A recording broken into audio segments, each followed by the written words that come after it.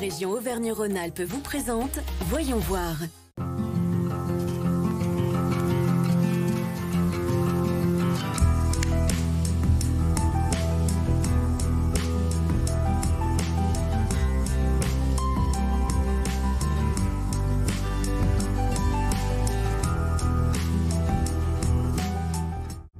Bonjour et bienvenue dans ce nouveau numéro de Voyons voir consacré à la ruralité engagée. Et vous allez voir que nos petites communes regorgent d'initiatives sociales et solidaires. C'est le cas ici à Trévoux, avec une épicerie qui, en plus de proposer des prix réduits, est un véritable lieu de rencontre, de solidarité et d'échange. Lucille Monod, bonjour. Bonjour. Vous êtes conseillère en économie sociale et familiale et vous êtes responsable de la Commoderie, qui est une épicerie sociale et solidaire. Oui. Est-ce que vous pouvez nous expliquer déjà le fonctionnement de cette épicerie? Alors, qu'est-ce qu'une épicerie solidaire?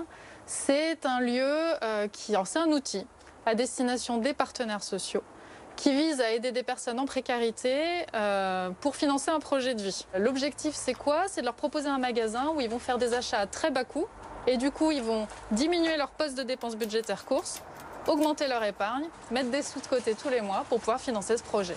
Et quel est le public en fait visé? C'est assez varié, on a quand même 30% de personnes familles monoparentales, mère ou père, on a 35% de personnes seules, mais on a aussi des couples avec enfants, couples sans enfants, c'est des profils assez variés. On va avoir des personnes bénéficiaires du RSA, on va également avoir 40% de personnes salariées. Ça c'est un point important, c'est qu'on a beaucoup de travailleurs en fait, des travailleurs précaires. Je suis salarié depuis 1 an et ça permet de mettre un pied dans l'étrier pour accéder à l'emploi ou retrouver un emploi pour ceux qui ont arrêté pour X ou Y raison. Tous les jours, on apprend des choses.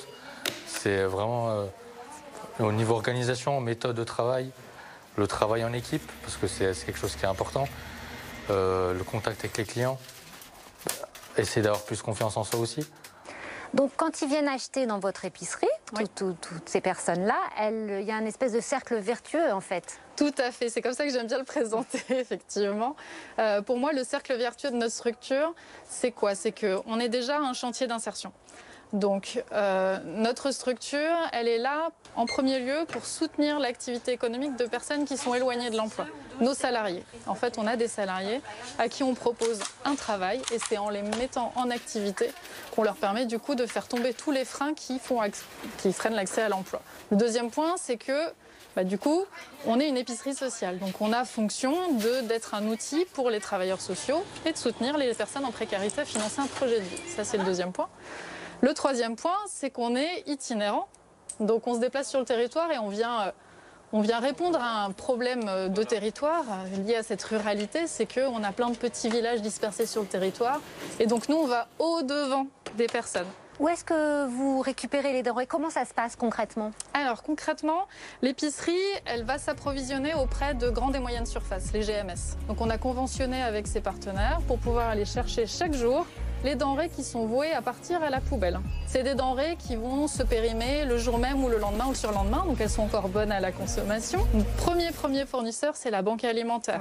Qui est le principal fournisseur de toutes les structures de l'aide alimentaire. Ensuite, on a quelques petits extras, on va dire, et donc là, on va aller acheter des denrées auprès de producteurs fermiers, maraîchers des alentours, mais on achète aussi des denrées auprès de ces grandes et moyennes surfaces pour pouvoir avoir à moindre coût une quantité de denrées. Et puis le dernier moyen aussi pour collecter de la nourriture, c'est la collecte. Et vous, personnellement, qu'est-ce que ça vous apporte, votre travail, votre mission? C'est hyper intéressant. Enfin, moi, j'ai beaucoup de plaisir à être en contact avec le public. C'est mon cœur de métier. Je suis travailleur social au départ. Donc là, je suis au plus proche du public. Ce qui est intéressant, c'est que vraiment, on est un outil. On n'est qu'un outil. On n'a pas fonction à juste remplir un frigo. On est là pour respecter la dignité de la personne, donc lui permettre d'être actrice en fait de son projet. C'est ça qui est dynamisant, je trouve, ici, c'est qu'on est tous sur un pied d'égalité et on est tous amenés à traverser, à passer la porte de l'épicerie. Ce que j'aime vraiment, c'est la façon dont a été pensé le projet au départ. Donc c'est pas moi qui l'ai construit, mais du coup, je trouve que là, je porte un dispositif qui a vraiment pensé les choses du début jusqu'à la fin et qui a permis de boucler vraiment cette dynamique de solidarité. Merci de nous avoir fait découvrir cette magnifique initiative. Et puis on vous souhaite beaucoup de succès. Pour la Merci, suite. c'est gentil. Avec plaisir. Direction maintenant la Haute-Savoie pour saluer l'initiative de Paniers d'ici, des paniers de producteurs livrés à domicile chez les personnes âgées. Tous les jeudis, à la boulangerie d'Aiglières, David Noireau confectionne pains et baguettes. Contrairement aux autres jours de la semaine, ces produits ne sont pas vendus en boutique. Ils sont destinés aux Paniers d'ici, un réseau qui met en relation producteurs locaux et habitants. C'est tout informatisé, donc on a Sylvain qui s'occupe de ça. Nous, on reçoit les commandes le mardi et tout est mis sur ordinateur. Nous, on sort sur l'imprimante et tous nos bons de commande sont faits. Une fois les baguettes confectionnées, David les charge en voiture. Direction ensuite Charbonnex, où la quinzaine de producteurs et artisans qui participent au projet se retrouvent devant le gymnase. Ils redistribuent ensuite leurs produits en fonction des commandes. Les producteurs chargent ensuite les paniers pour les livrer à domicile. Puis c'est parti pour une tournée d'environ 2 heures.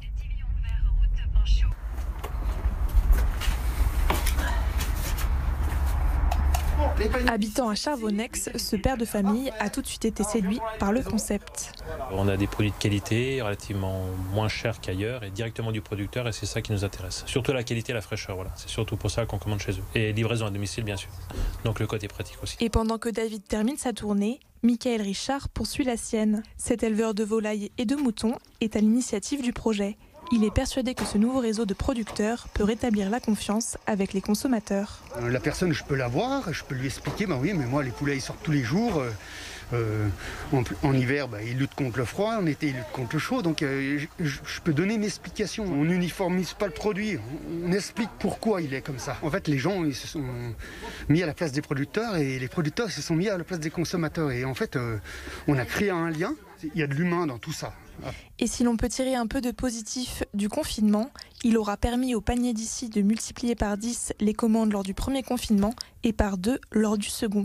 De quoi réjouir les producteurs. Nous voici à nouveau dans l'Ain, à Toisset. Le marché itinérant, qui a lieu une fois par semaine, s'installe au cœur de la commune dans les locaux de la MJC. Une façon de faire venir les habitants souvent isolés au sein d'un lieu de vie sociale. Fabrice Matteucci, bonjour. Bonjour.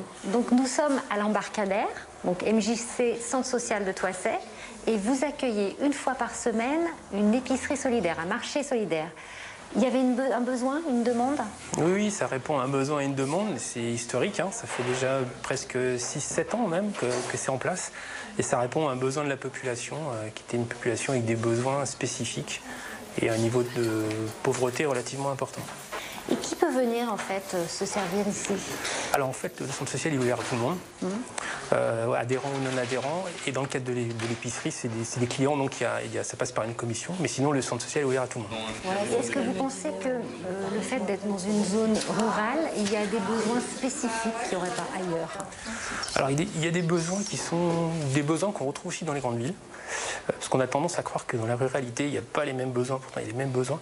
Mais il y a quand même un besoin spécifique qui est celui lié en fait à la mobilité, qui est vraiment un besoin important. Et puis aussi un isolement qui est réel. Et donc qu'est-ce que vous leur proposez du coup à ces personnes? Alors ce qu'on leur propose, nous, c'est des temps collectifs. Déjà à partir d'activités en fait qui les concernent. Donc ça peut être de la marche, ça peut être des ateliers jeux, tricot, couture. C'est également en fait des ateliers autour de l'accès numérique, et notamment des ateliers qui sont financés par la CARSAT par rapport aux personnes qui sont vieillissantes, puisque c'est une véritable problématique. Et est-ce que les gens ici, dans les communes autour, sont des gens très engagés? Oui, alors ils sont engagés, oui, on ne peut pas dire qu'ils ne le sont pas. Ils le sont, on aimerait qu'ils le soient toujours un peu plus, mais ils le sont. Et on a quand même des bénévoles qui viennent. Ce qui m'a amené à connaître l'épicerie solidaire à la base, c'est mon activité de bénévole à la MJC ici. Les gens qui viennent, quand ils sont de Toisset, bien souvent, je les connais déjà un peu de Toisset de Saint-Didier. Et du coup, j'ai un rapport, je les mets à l'aise en leur disant que moi j'ai été bénéficiaire de l'épicerie. Parce qu'ils ont toujours une petite appréhension en venant et en me voyant. Ils se disent tiens, il est là, il va me juger, alors que je ne suis pas là pour juger, je suis là pour tenter d'amener un coup de main à une démarche qui me plaît, quoi.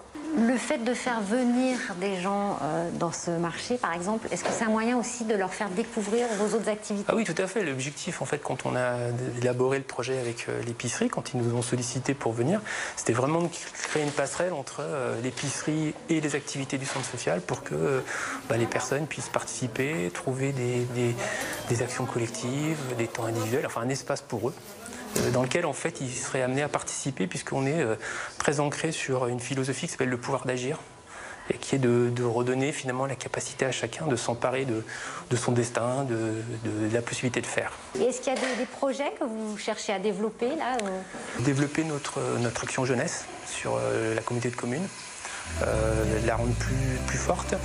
C'est également en fait développer tout ce qui est l'accompagnement à la scolarité, puisque pour l'instant on n'en fait pas. Et puis de continuer à aller vers l'extérieur. Donc on est dans un objectif de déstructurer un petit peu le centre social pour qu'il ait une réalité aussi qui ne soit pas liée qu'à un bâtiment. Eh bien, merci beaucoup de nous avoir accueillis et de nous avoir ouvert les portes de votre centre. Merci beaucoup d'être venu. Répondre aux besoins des habitants, participer au développement économique local, favoriser la participation citoyenne sont les principaux atouts de l'économie sociale et solidaire pour les territoires ruraux. Des territoires qui tendent ainsi à se dynamiser davantage.